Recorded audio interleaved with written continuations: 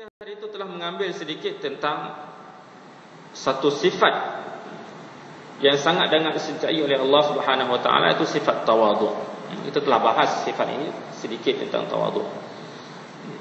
Kadang-kadang bila disebut tawaduk, tasawur kepada kita bahawa tawaduk ni kita tunduk rendah diri sahaja. Orang pun kita tak tengok, rendah diri kita, kepala kita bawah, jalan-jalan terlanggar tiang. Itu bukan sifat tawaduk yang sempurna lah. Tawaduk yang mana dibahaskan oleh hadis Rasulullah sallallahu alaihi wasallam dan Al-Quran. Seperti juga kita sebut orang yang zuhud. Konsep apabila kita sebut zuhud ini, kita terbayang, oh zuhud, pakai baju tak basuh seminggu, pakai baju koyak rabak sana sini, bekas berjahit. Itu kita rasa, zuhudnya dia. Tetapi zuhud yang disebut oleh Rasulullah SAW bukan begitu. Zuhud yang dibahas oleh Allah Subhanahu Wa Taala bukan begitu. Jadi sifat tawaduk ini yang dibahas, dia mencakupi segenap aspek kehidupan kita. Allah Subhanahu Wa Taala banyak menyebut tentang orang-orang yang sombong kerana mereka tidak tawaduk. Tawaduk kalau ulama menyebut dalam risalah Al-Qusyairiyah adalah menyerah kepada kebenaran dan tidak melakukan protes terhadap hukum. Itu tawaduk. Islam, kalau kita lihat kepada asal makna pun, penyerahan diri kepada Allah secara total. Penyerahan diri kepada Allah secara total. Jadi tawaduk menyerah kepada kebenaran. Kita akan bahas nanti macam mana menyerah kepada kebenaran. Menyerah kepada kebenaran dan tidak melakukan protes terhadap hukum. Kita tak ada protes jika itu hukumnya. Kita tidak protes jika itu kebenarannya. Imam Junaid berkata, tawaduk adalah merendahkan sayap dan bersikap halus kepada orang-orang sekitar. Kita tak ada sayap, nak rendahkan apa? Merendahkan apa sahaja yang ada pada kita. Merendahkan ego kita, merendahkan kedudukan kita, merendahkan ilmu kita. Apa sahaja yang ada pada kita, kita rendahkan, kerana Allah akan tinggikan. Ketika ditanya tentang definisi tawaduk, Hasan Basri menjawab, tawaduk iaitu ketika kamu keluar rumah dan melihat orang lain selalu memiliki kelebihan dibandingkan dengan dirimu. Itu tawaduk.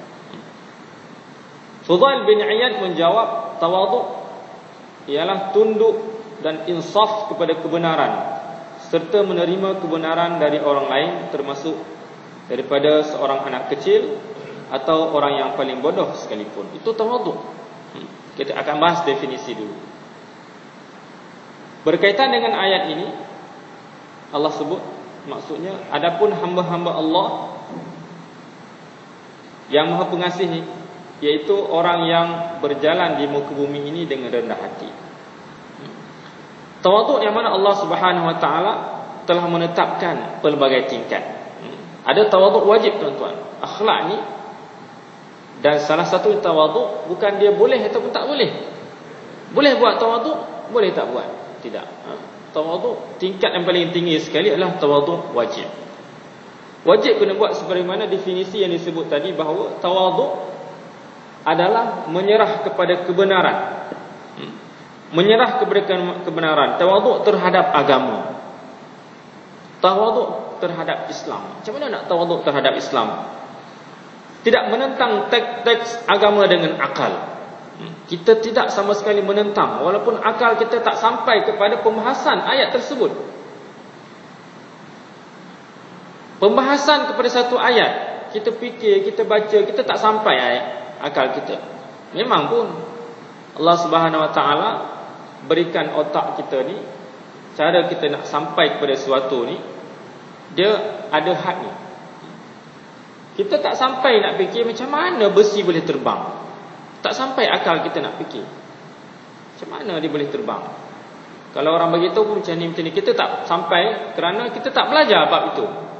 Tak belajar bab tentang itu. Kerana aerial yang kita pakai ni aerial yang bertanduk dua. Kalau TV ni aerial bertanduk 2. Kita nak cari channel Astro, tak dapat channel Astro ni. Kita nak cari. Sedangkan kita pakai aerial yang tanduk 2, tak sampai lah. Tak payah nak ambil. Kita nak buat kapal terbang, mesti belajar daripada mula lagi. Macam mana nak buat? Sampai ke tahap boleh buat. Tak boleh orang cerita macam ni buat terus kita buat, tidak boleh. Karena tahap kita tidak sampai. Begitu juga dengan akal kita. Akal kita menentang teks-teks tersebut. Perasaan kita pun menentang. Teks Al-Quran suruh begini, menentang. Tetapi kita sebagai seorang Muslim wajib, ini wajib, wajib tawaduk, tunduk dan patuh terhadap apa sahaja teks tersebut.